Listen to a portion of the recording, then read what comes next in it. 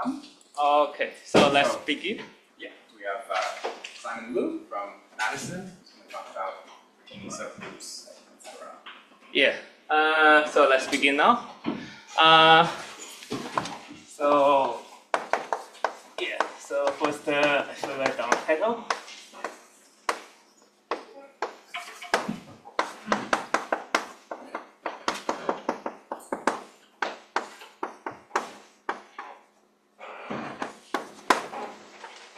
Yeah, so I feel quite honored to begin your day with some fresh math, unless you decide to get up early this morning and skim through archive for 5 hours. But I hope not. So yeah, actually today's topic is quite straightforward, I hope. That will bring us back to the first year of graduate, or your undergraduate years since you are talented. Yeah. So let's have some reflection about the group, and it is commutator. So the derived group G prime of group G is the commutator of this group with itself, and by definition, this is the elements of the group xy, x inverse, y inverse, for all xy in G. And so the good properties about this derived subgroup is that it is always normal, and the quotient group is average. And of course, the natural question arises that, can we do this derived subgroup again for the subgroup and again? And so we write down the number of the operations. So the 2 is to the derived subgroup double times, and 3 is triple times. And so on. And so what we will get is a normal series.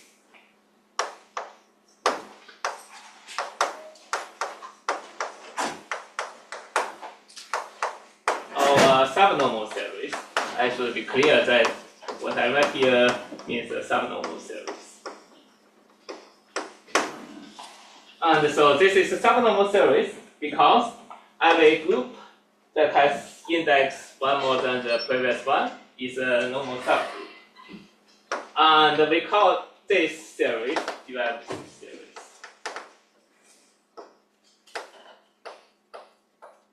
And we'll actually what I had said just now has nothing to do with today's lecture, because using this you will get solvable groups.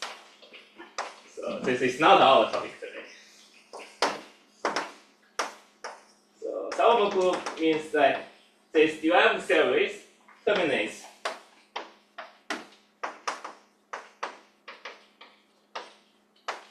at E. That is the trivial group. My custom is to write down the E in a side. There may be some easier notation, but I do not want to use that. So what we really want to talk about today is the nilpotent group. And to define nilpotent group, we need to define central series.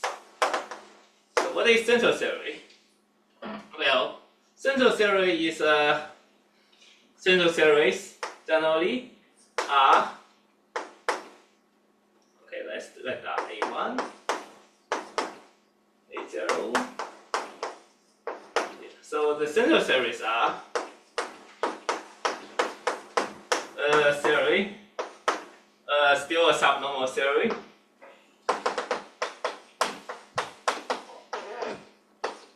Okay, this may not terminate for a general group. Such that first, every group G is normal. L group G is normal in G. I think I should write. I should write this as that. And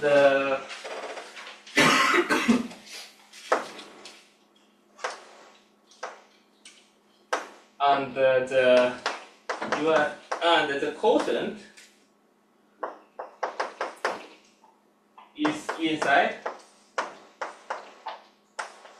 the center, so this thing is center of the quotient group by G. So this is the normal, the central series for group G. Should that be AI plus 1? No, so that so that we are thinking that we are doing an ascending series. Oh, Sorry, another question. Sorry, that's not.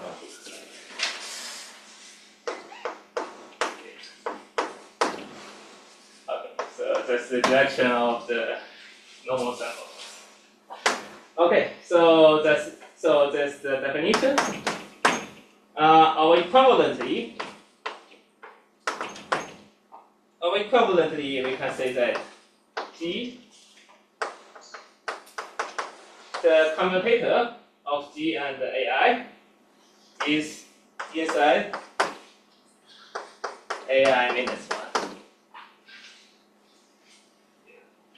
So these two definitions are equivalent, and I don't want to get into this. So that's for the central series. And the new potent group, the definition of new potent groups means that we have a G new potent, means we have a central series connecting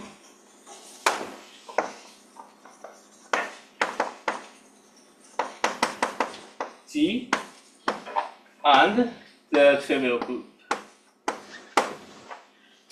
So this definition, even though it is very clear, it does not provide us a way to check whether G is a nilpotent group, because we cannot decide which central series we want to explore. So specifically, there are two different kinds of special central series we want to look at. First, let's say upper central series.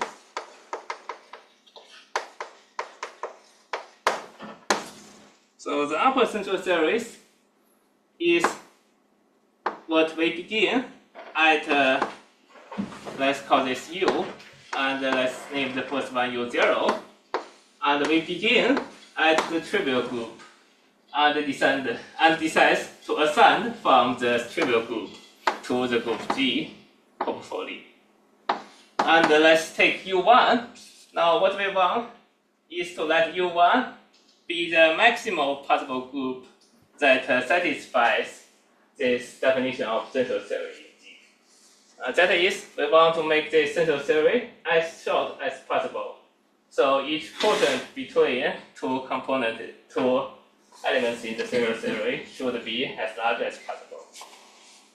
And so the largest possible candidate for U1 quotient U0 is just the center of G, right?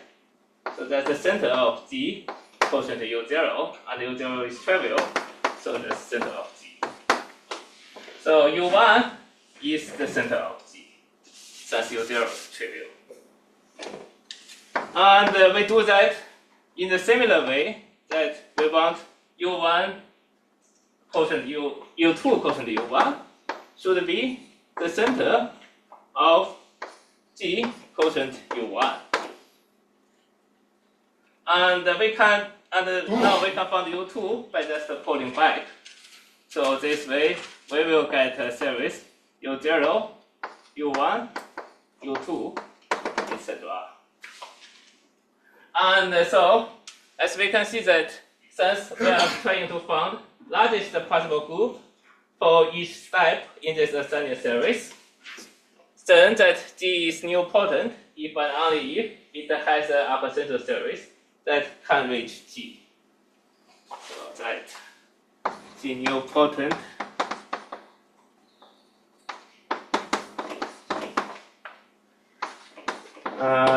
we shorthand this as UCS, and we will use that a lot of times. UCS, which is G.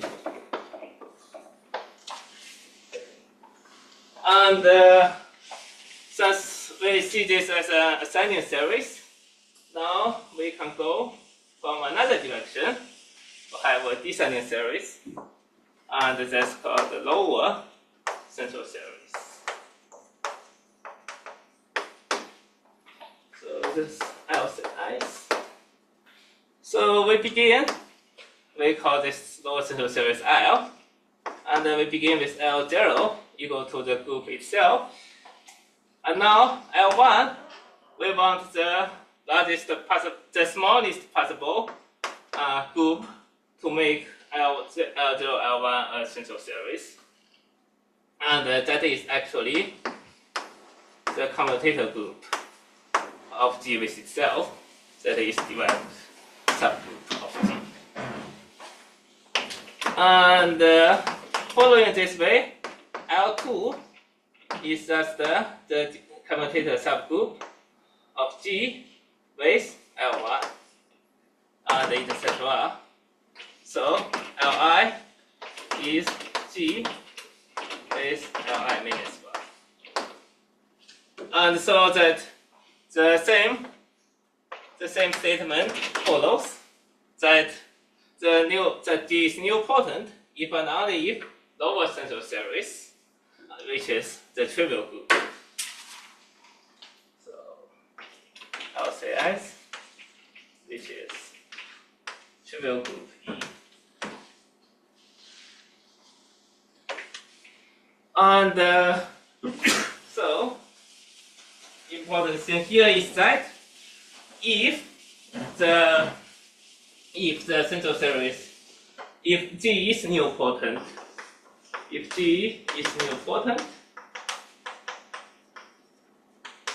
then LCS and UCS, upper central series and lower central series, they should have the same length.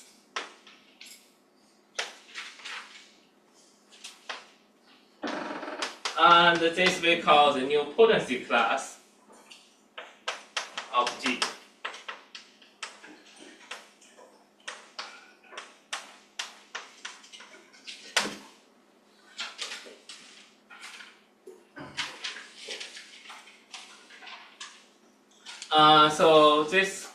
So how can we prove this, that they have the same length?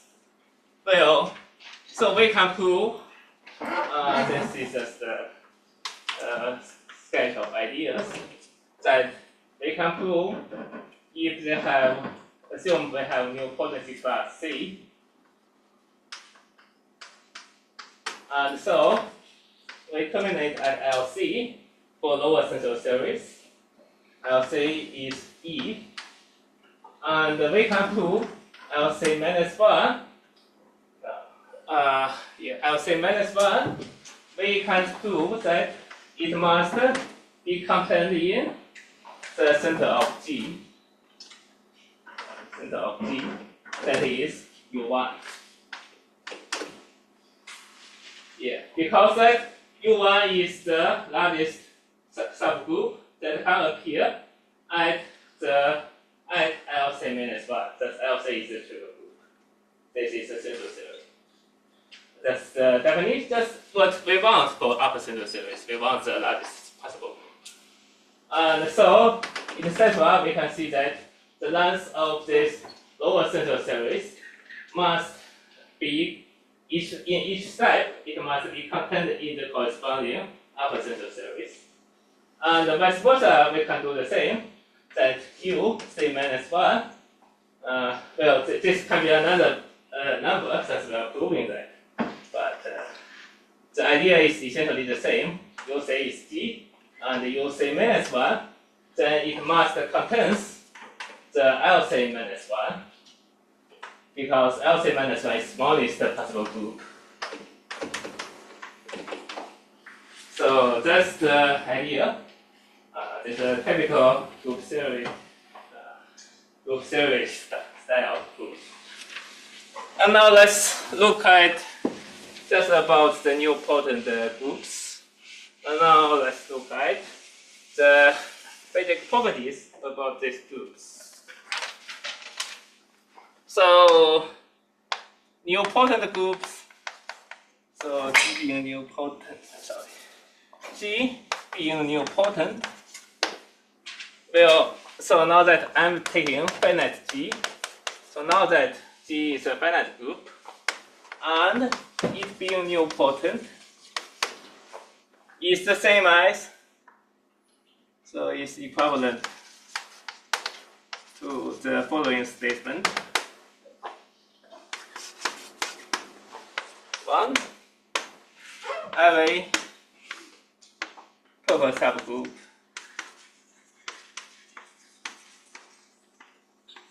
H in G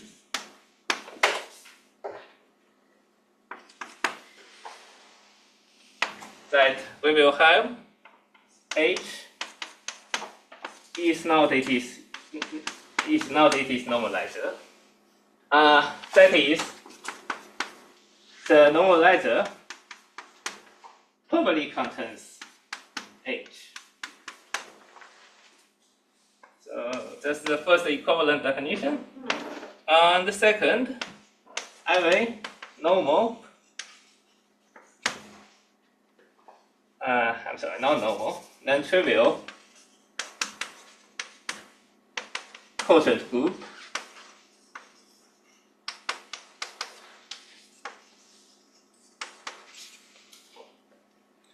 has a non-trivial sector.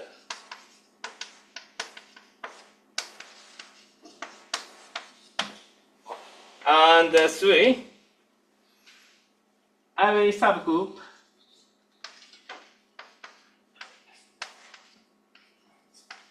has an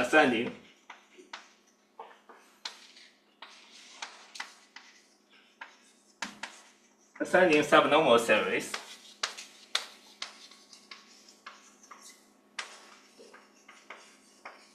To G. So that is, it can be connected to G by subnormal series.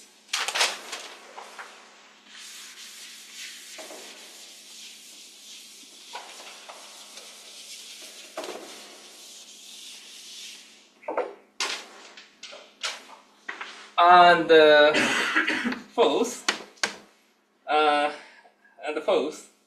that this is perhaps the most important part of today's lecture, that G is the direct product of its 0 P groups. So actually that this gives a good characterization of finite nilpotent groups, that we can always decompose these groups into its 0 P groups. And so that, let's first look at these first 3 statements. So let's just prove statement 1 as an example. These proofs are all straightforward. So let's see that 1 is same as nilpotent. Well, if 1 holds, then since G is finite, and the normalizer of H is always probably contains H. So we can just begin with E. So we just have ascending series from E. And each step we take the normalizer of the previous factor group. And then, since G is finite, we will just have a central series that arises from E and finally ends at G.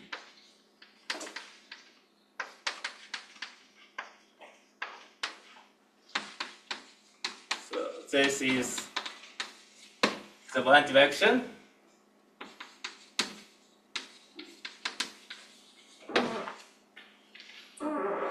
And another direction that if G is nilpotent,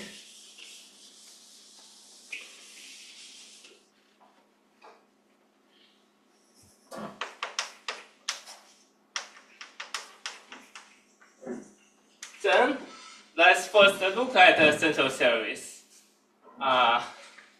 So let's assume there's just a central series, or let's just use the lower central series, since it is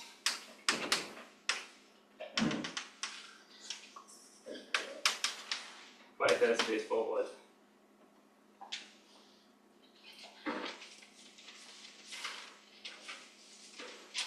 No, not the lower central series. I think the upper central series.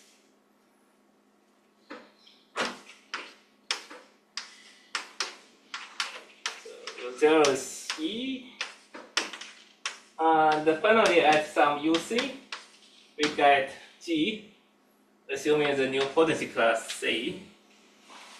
And what we will get is that, well, H must contain some UI.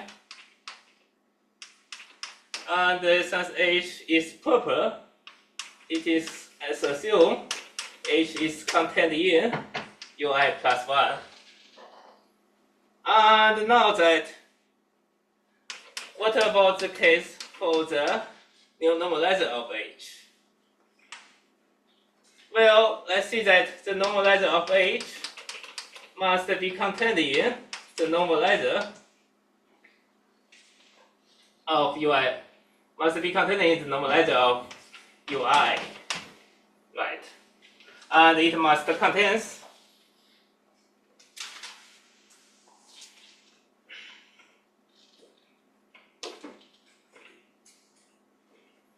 now the UI plus 1.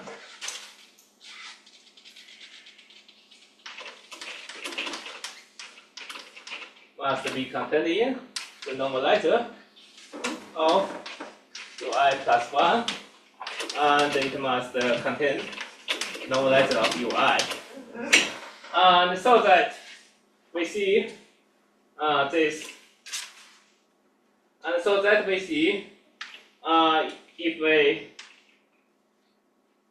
so that we see that the normalizer of UI is always contains UI plus 1,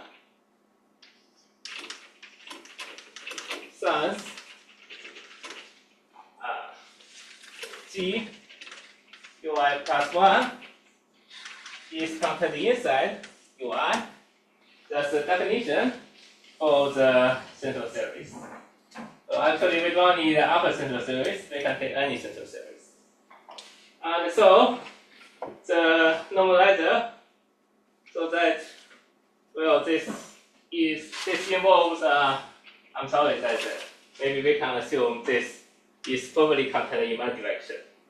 So now that this will work, that H must be properly contained in the new code, the normalizer. That's the idea of the proof for 1. And for 2 and 3, the idea is the same. So I will not go into that. Instead, I will just look at this property 4, not property, but equivalent definition 4.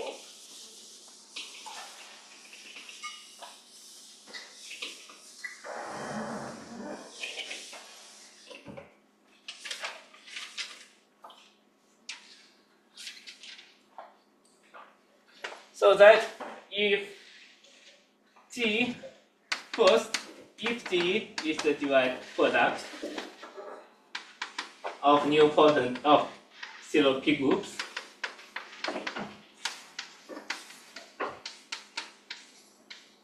The first, let's look at these p groups. Well, p groups, let's recall that a p group A has order p to the n for some power n. And the interesting property about p groups includes the center of p group is always non-trivial. Why? Because that consider the conjugacy class. So consider conjugacy class.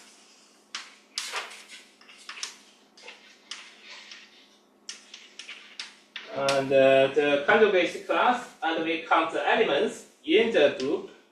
So now that all the elements, the number of elements in the group is equal to the summation of all the conjugacy class.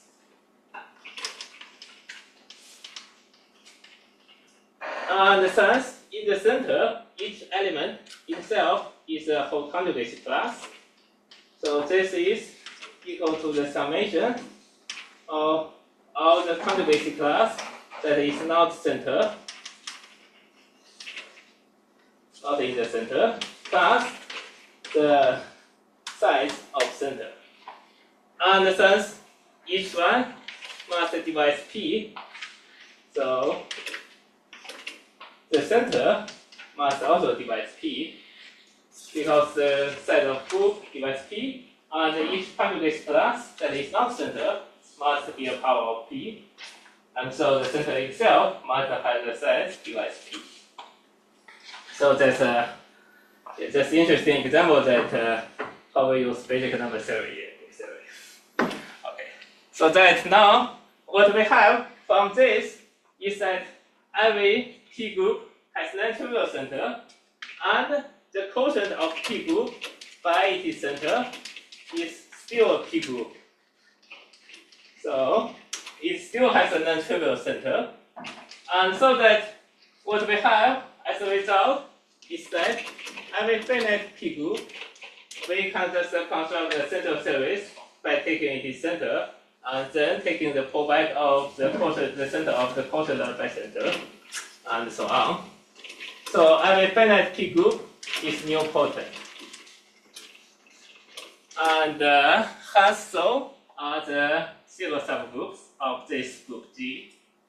And so that direct product of nilpotent groups are also nilpotent.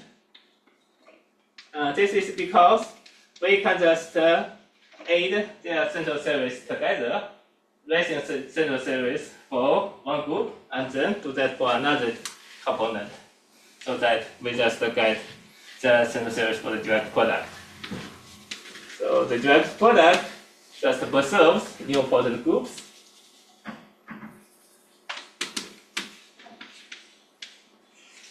And so that G is nilpotent.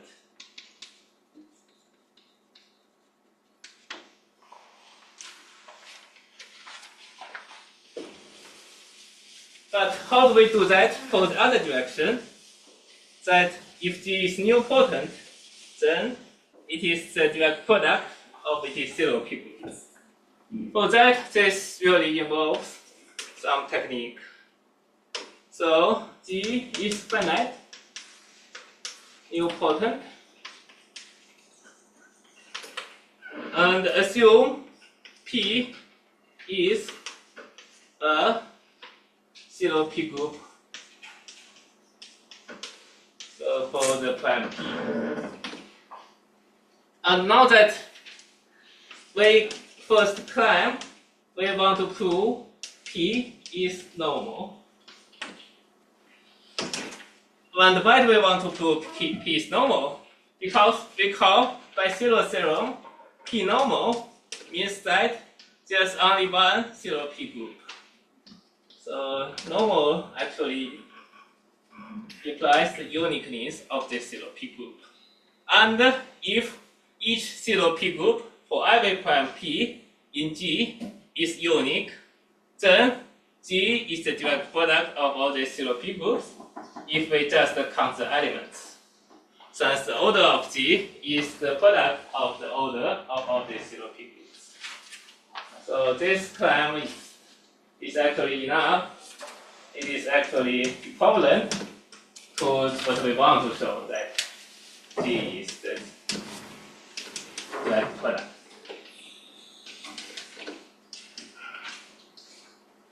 Of all P. And now let's prove this claim. Well, so that let's foresee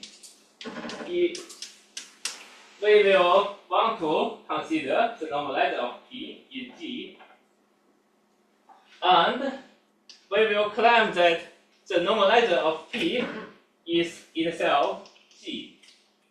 That's the case. That's equivalent to P being normal, right? That's the definition. And by doing so, we want to prove this. So what we use will just be the property, the equivalent definition 1 here.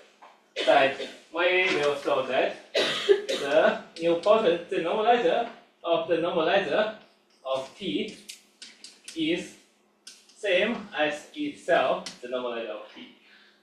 So by showing that, and since G is a nilpotent group, we show this normalizer of P is G.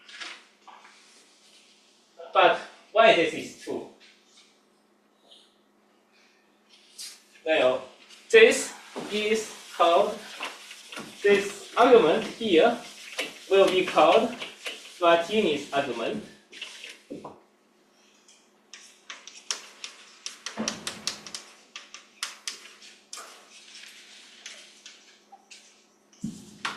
That if H is for any group G,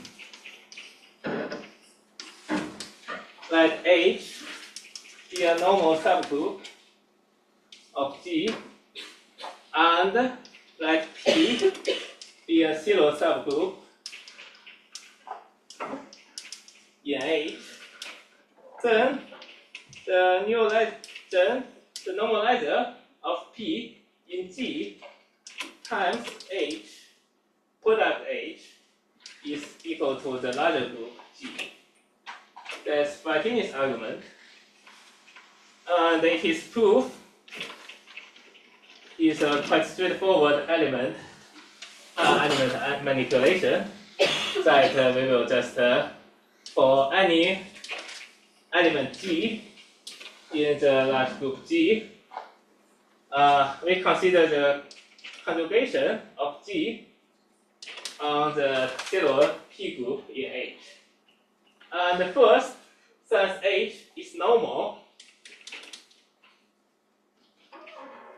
we have that G, P, G inverse, the conjugation is inside H. And the second, since P is a zero subgroup in H, so that this G, P, G inverse conjugation is also a zero subgroup in H. And by zero theorem, there exists some H in H that this conjugation is same as H conjugate P. And so that if we actually take an element, in the P, and we will see that, so this is a P, this is a this will be a P prime, and we see that P is inside HP. H.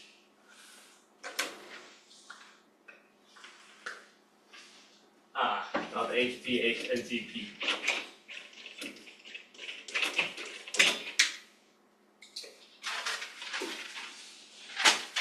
Yeah.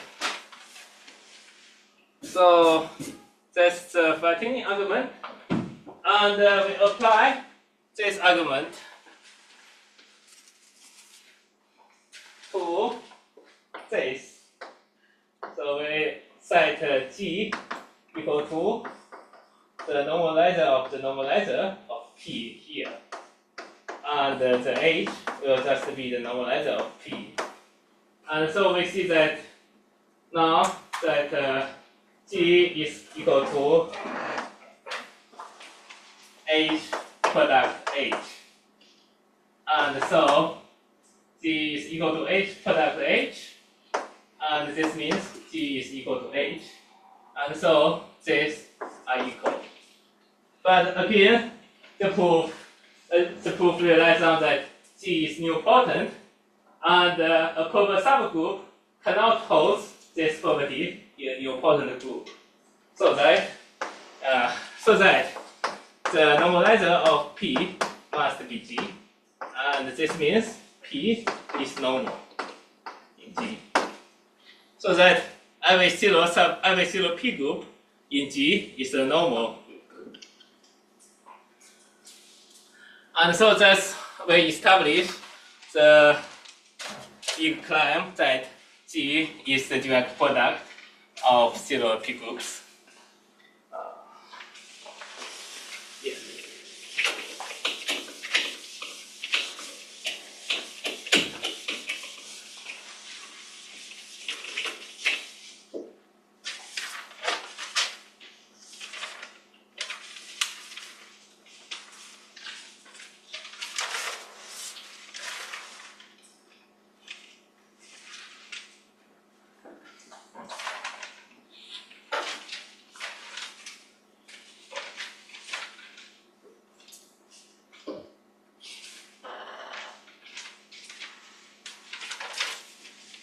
Okay, so now that let's just go to Frattini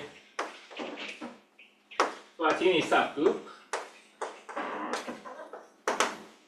So Frattini subgroup, we call this phi G for any group G that it is equal to. I have a delivery. Yeah. Okay. Okay, so let's continue. So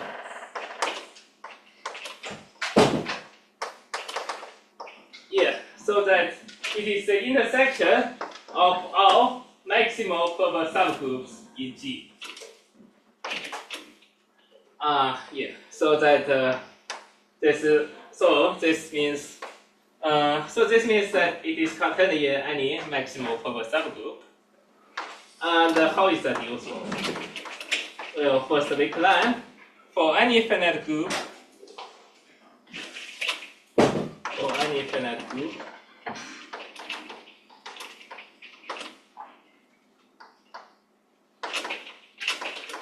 phi G is nilpotent.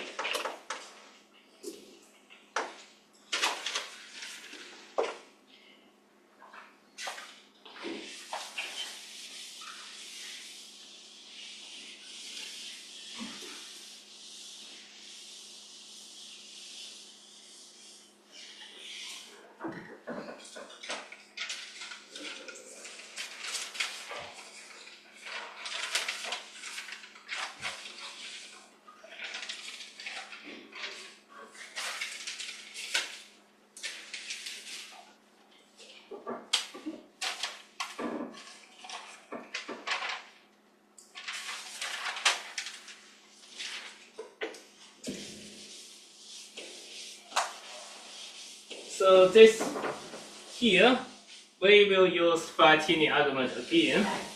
That we will just prove phi G is the direct product of its zero P groups.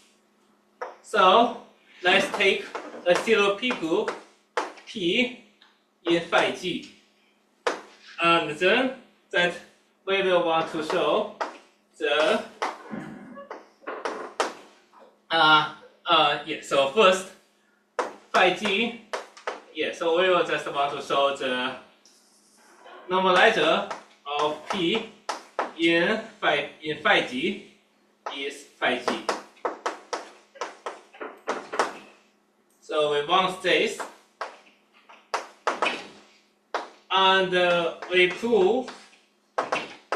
can just prove that actually we will just prove the normalizer of P in G is same as G. And since P, if P is normal in G, then P is definitely also normal in the subgroup by G. And so the proof goes like this. First, observe that the Frattini subgroup by G is always normal. And why it is normal? Because it is the intersection of all maximal purpose subgroup. And when you take conjugation of the phi G, it will just be the intersection of the conjugation of this maximal purpose subgroup. And this will still be the intersection of all the maximal purpose subgroup. So this will just be the same by G.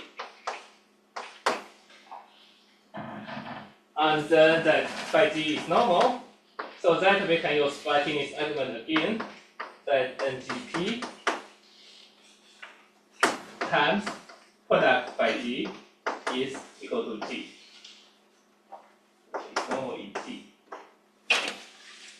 And now that since phi G is contained in every maximal purpose subgroup, now we claim that NGP must equal to G, otherwise it is also contained in some maximal purpose subgroup.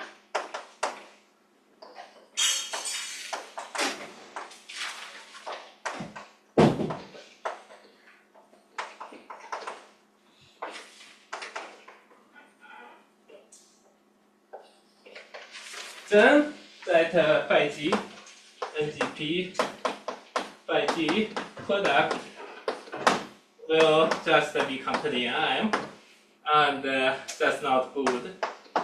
So this is a contradiction, and this cannot happen. So NGP must, the normalizer of P in G must be the group G itself.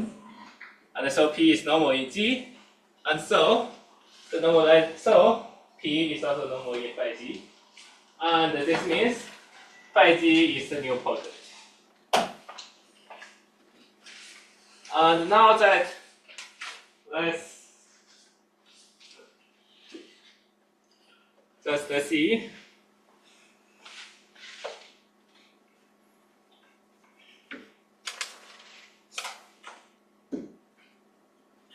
Let's just consider this. Yeah, I will just erase that. Let's just consider additionally the relationship between derived subgroup and Frattini subgroup for group G. If G is nilpotent and finite, then let's consider that phi G and G prime. And I will say that I claim G prime is always inside phi G because G prime, first, it is properly contained in G, and G prime must also be contained in every maximal subgroup, maximal purpose subgroup.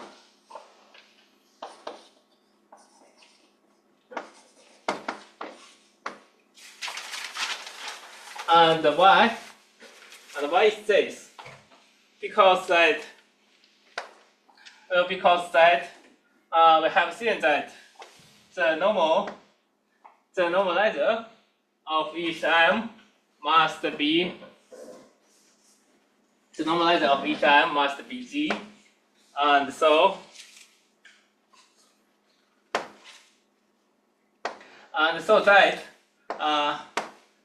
from that we see G, and we see that G over G prime is abelian, and since G prime is contained in phi G, we see that phi G is G over phi G, G quotient phi G is also abelian for every finite and nilpotent G. And if additionally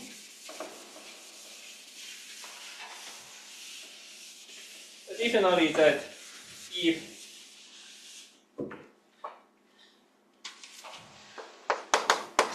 G is a P group, a finite P group,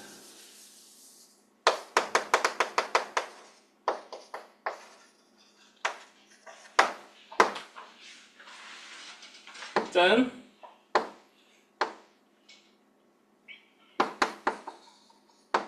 let's consider the maximal subgroup of G, maximal proper subgroup.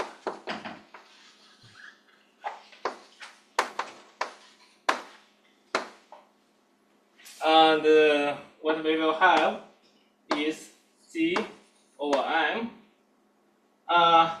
So first let's prove that the maximal proper subgroup M is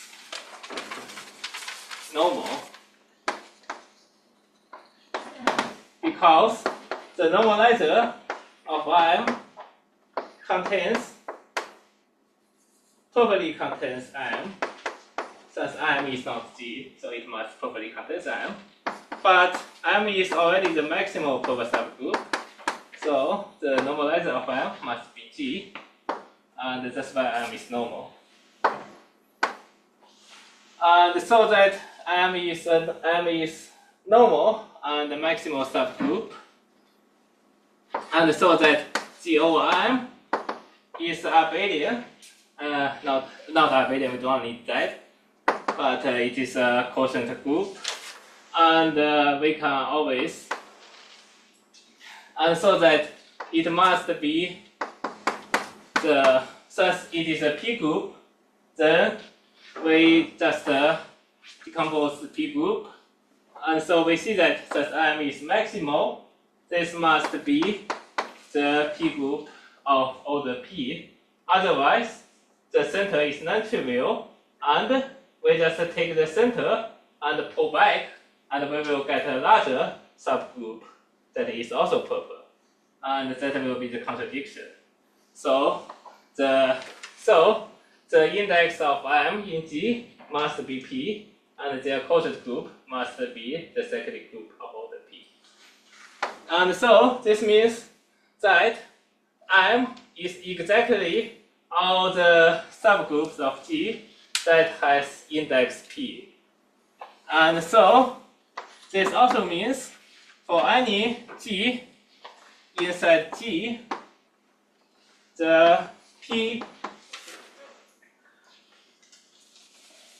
G to the power P itself must be included in every maximal proper subgroup.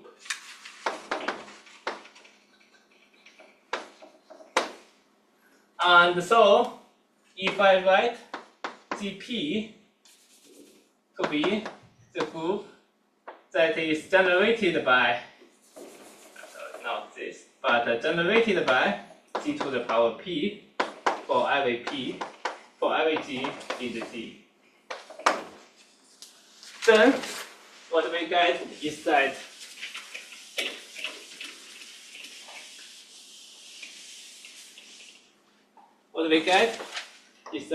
GP is contained in every maximal proper subgroup, and so GP is contained in phi G. So that this means GP is contained in phi G, and additionally G prime, the derived subgroup, is contained in phi G. And now our claim will be phi G in this case is same as GP G prime.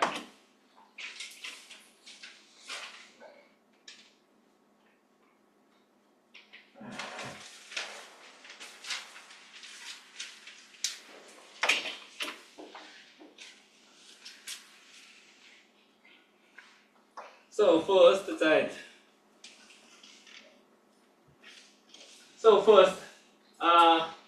this one direction, GP is containing phi g, G prime is containing phi g. So GP, G prime must be containing phi g. The other direction then, phi g must contain GP, G prime. It involves some other technique. And we need to introduce a new definition.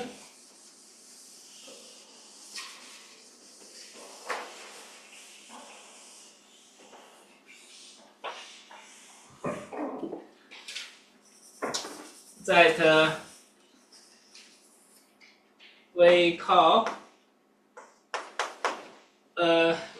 group G elementary abelian.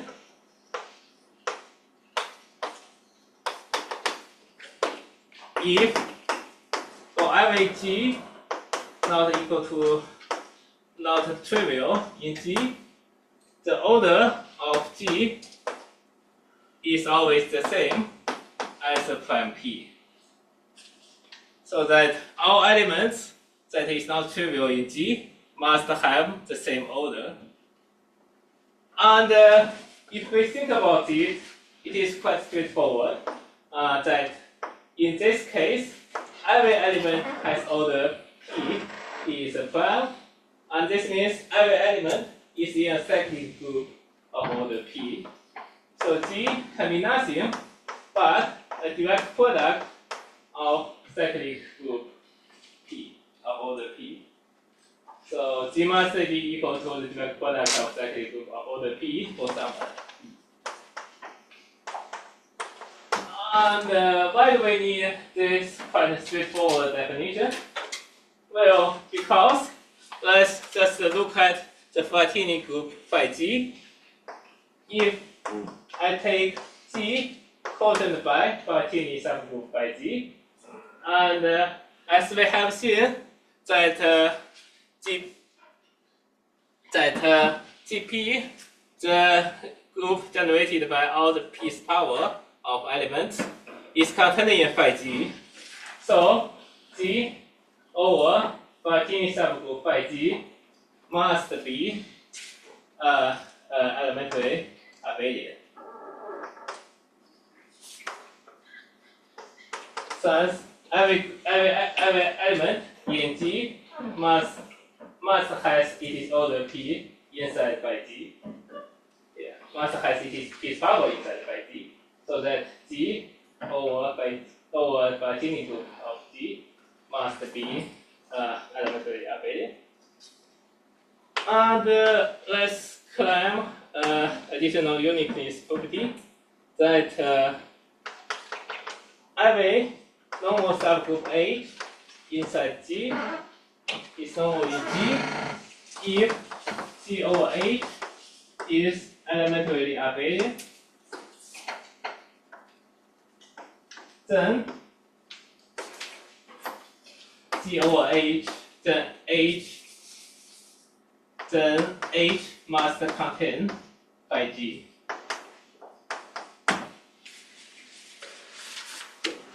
And that is phi G is the smallest group such that phi G is the smallest group such that the quotient is elementary abelian.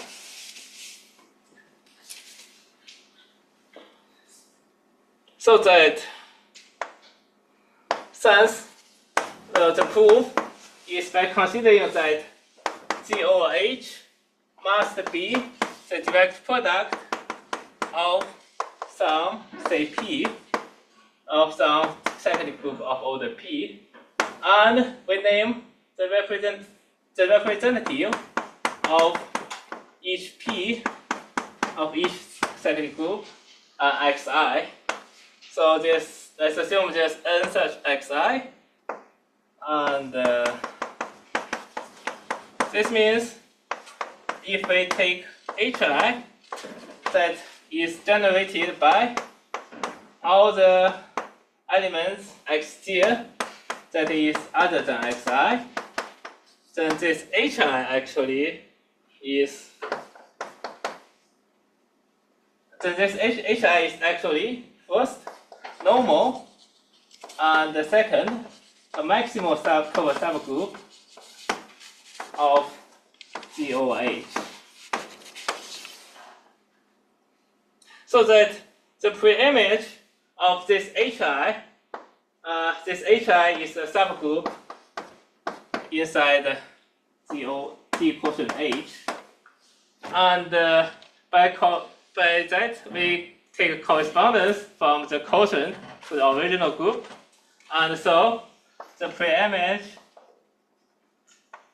under the map quotient by H, the preimage of this HI must be a maximal subgroup that in G,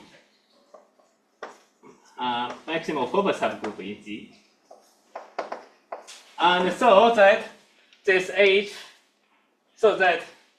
HI will contain by G, and since each HI must have preimage contains by G, and you see that this intersection of this HI will just be 0, the trivial element in H, in G quotient H. So we will just get the fact that HI is E in G quotient H, and so preimage of HI must equal to H, and the phi G must be inside the preimage of this. So phi G must be inside H. And so that we see that for every H such that G quotient H is elementary abelian, then the Frattini subgroup must be contained. And so we see that the Frattini subgroup must be contained in GP, G prime, thus the G quotient by GP, G prime is elementary abelian. So that phi G is GP, G prime. Okay, and so that in the final, let's take two Galois theoretic correspondence to the field extension problem that we are having for the main lecture. So finally, what we want.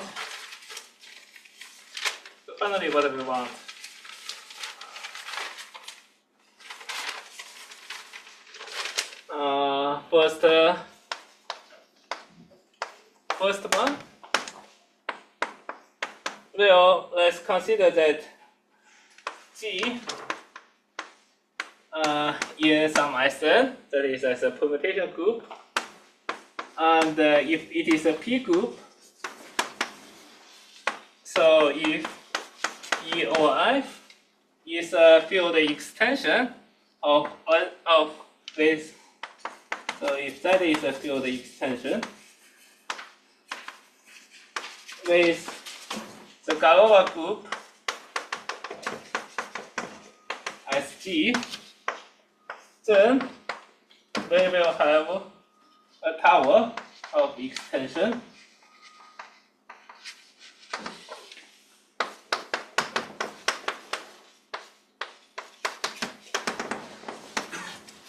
and we will have a tower of extension that which is E with each component between this tower. In this tower, we will have this. Each component will have Galois group, a cyclic group of order P, and this is by just taking the Frattini group of G, and then G quotient Frattini group of G will be a direct product of some cyclic group of order P. And we can just take the Frattini subgroup again So we take Frattini subgroup again to this object. And since there are always p groups, we can always apply the same technique and decompose G into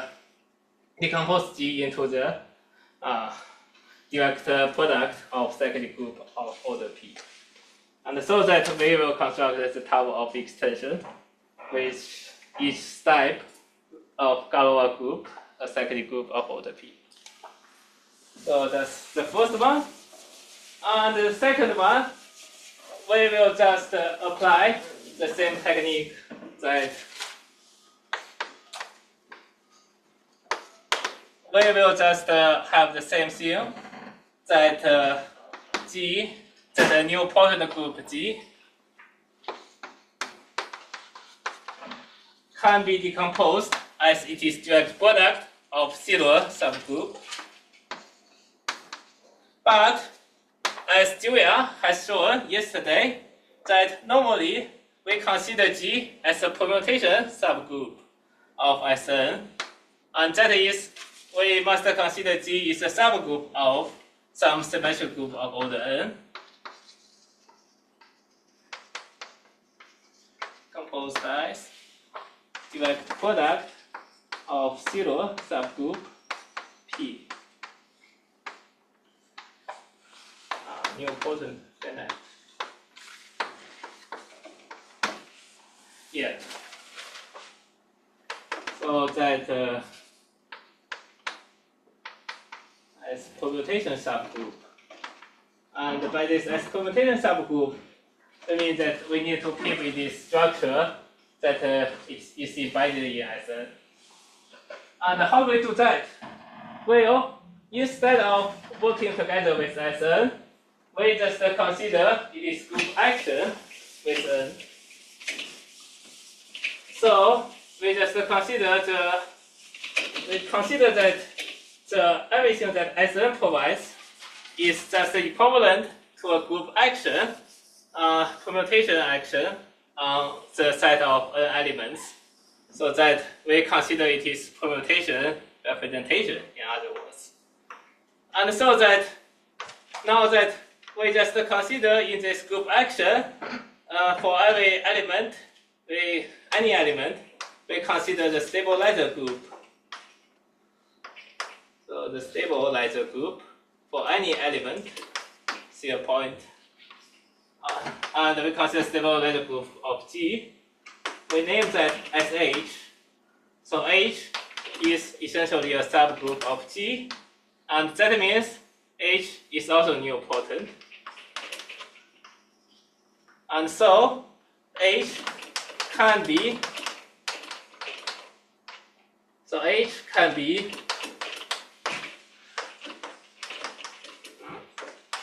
decomposed as direct product of zero subgroup of H as well. And so that G over H is actually decomposed as the zero subgroup of G divided by zero subgroup of H at each P. And so that we see the group action is compatible with this nilpotent group decomposition as well. And that's the two lemmas for us to use for field extension. This we can just say this is equivalent as if we have two fields E and I with Galois group of their extension equal to G, then we can just have a tower such that each step we have the Galois group as a zero P subgroup of G. Yeah. So that's for today's talk.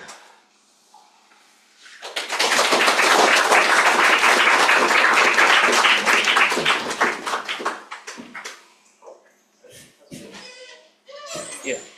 What are maybe some key examples of nilpotent groups and maybe some non-examples? Yeah, that's a good question. So nilpotent groups, first, all abelian groups are nilpotent. because that their center is itself. Yeah, so they have the nilpotency class of 1. And another example is that we consider the hetero group. So the hetero group, for example, D4 or D8, well, we see their center. If we compute their center, we will find that their center are isomorphic to the second group of order 2. And so that this means they have a nilpotency class equal to 2. That's the same for Q8, quaternion group. But on the other hand, if it is a dihedral group of order 6, then it is not nilpotent. Another example is that, so this is S3, right? That's not another example. But if you take S3, you take it is commutator, you have subgroup.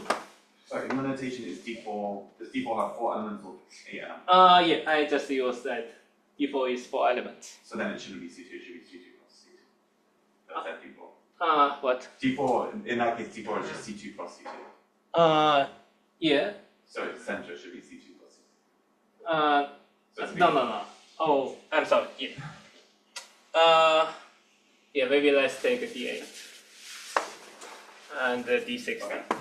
Yeah, sorry. Yeah. So that, but for S3 that we see, the commutator, the developed subgroup is A3, and if we take S3 with A3, commutator subgroup of S3, commutator with A3, this will just give back A3. And that means it is lower central series will just stop at A3, it cannot reach trivial group. So this is not nilpotent. But if you take developed series, you'll see that A3 will just go down to the trivial group. So this is solvable, but not nilpotent. Yeah.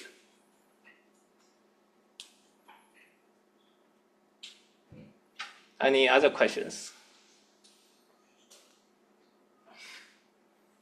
Yeah. So, can every nilpotent group be realized as the Frattini subgroup of some group? That's actually a very good question. That which kinds of group can be realized as Frattini subgroup? Generally, the answer is no. There's some restrictions on what kinds of group can be Frattini subgroup. So it is largely still open that we cannot locate every group, but we know some cannot. Yeah. Any other questions?